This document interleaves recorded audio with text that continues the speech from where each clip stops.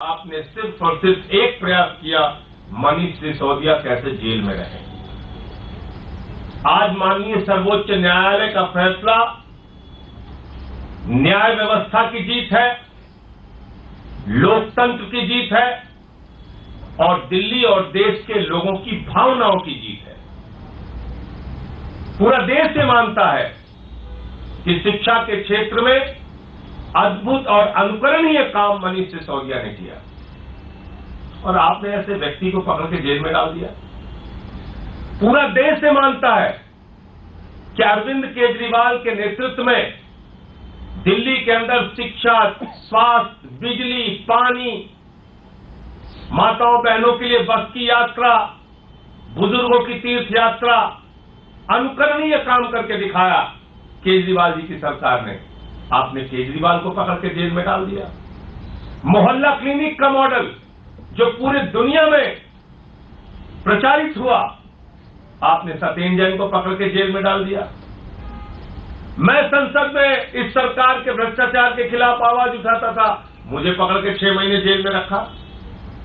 तो मकसद जांच करना नहीं है, मकसद है विपक्ष के लोगों को पकड़ पकड़ के जेल में डालना।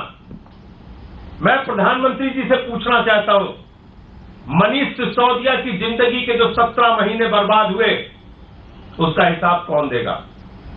मनीष सिसोदिया की पत्नी, उनके बच्चे, उनके परिवार ने जो मानसिक प्रताड़ना झेली, उसका जवाब कौन देगा? दिल्ली के लाखों बच्चे जो एक ऐसे अच्छे शिक्षा मंत्री की प्रयासों से वंचित रह गए, उसका हिसाब कौन देगा? अपनी दुर्भावना और द्वेष की राजनीति के कारण आपने 17 महीने से मनीष सिसोदिया को जेल में रखा था। उनको सुप्रीम कोर्ट से जमानत मिली है अरविंद केजरीवाल के मामले में, तो कई गुना आप आगे चले गए। ईडी कोर्ट ने जमानत दे दी बगैर ऑर्डर की कॉपी के। न्यायपालिका के इतिहास में पहली बार रिहाई पे आपकी ईडी ने जाकर रोक लगवा दी और जबरदस्ती नया मामला सीबीआई का बना के केजरीवाल जी को आपने जेल में रखा है। अब भी जरा सी भी शर्म है, जरा सी भी शर्म है प्रधानमंत्री जी, तो आगे बढ़िए और इस राजनीति को खत्म कीजिए। जो हमारे नेताओं को आपने जबरन जेल में रखा है, अपनी एजेंसीज को कहिए फालतू का न्यायालय में विरोध करना बंद करें। आपके पास कोई सबूत ही नहीं है। न 1 रुपए केजरीवाल जी के यहां से मिला, न सत्येंद्र जैन जी के यहां से मिला, न मनीष सिसोदिया जी के यहां से मिला। मैं अपने केस के बारे में बोल नहीं सकता, कोर्ट ने रोका है। क्या कर रही है आपकी जांच एजेंसियां? और जहां पैसा निकला उस पर कोई कार्रवाई नहीं करते। 60 करोड़ रुपए की रिश्वत, मैं फिर दोहरा रहा हूं, भारतीय जनता पार्टी ने शराब घोटाले किए हैं और भारतीय जनता पार्टी ने 60 करोड़ रुपए की रिश्वत शरद चंद्र रेड्डी से ली है। उनके नेताओं से कोई पूछताछ हुई?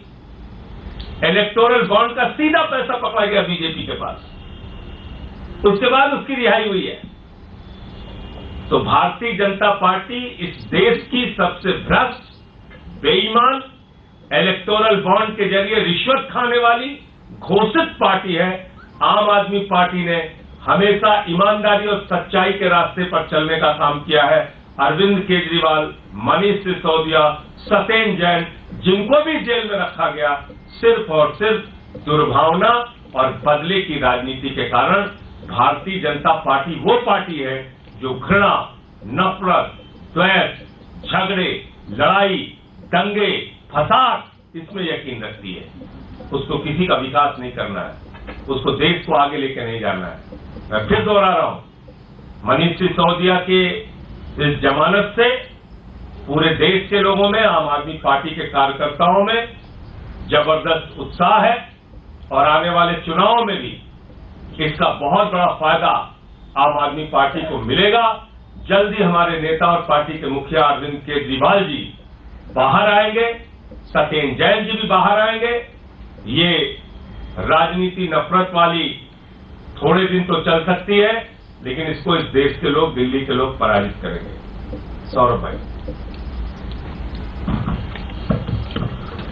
नमस्कार साथियों, आज देश की सबसे बड़ी अदालत की डबल बेंच ने, जिसमें जस्टिस गवई और जस्टिस केवी विश्वनाथन थे, उन्होंने एक लैंडमार्क फैसला दिया।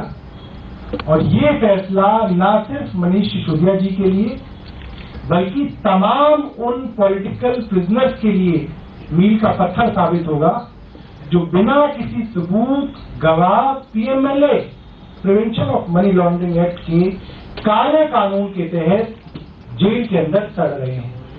कोर्ट ने कुछ बड़ी बातें अपने फैसले में कही हैं जो मुझे लगता है पूरे देश के लिए, खासतौर पे वो। तो बड़ी खबर आपको बता रहे हैं, आम आदमी पार्टी की तरफ से प्रेस कॉन्फ्रेंस किया जा रहा है और सीधे तौर पर भारतीय जनता पार्टी पर निशाना भी साधा। हमारे सहयोगी वरुण सिन्हा भी हमारे साथ जुड़े हुए हैं, सीधे आम आदमी पार्टी के दफ्तर के बाहर मौजूद हैं।